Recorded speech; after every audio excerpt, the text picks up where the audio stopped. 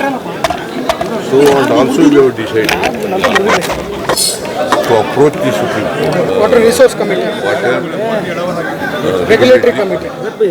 Sir, you said that we have decided. And we also decided to write a letter again to the Prime Minister of India and also the Water Resources Government of India.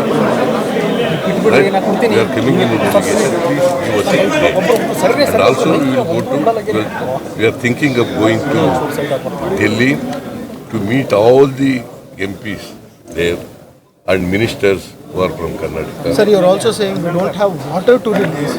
See, we don't have water actually. See, we need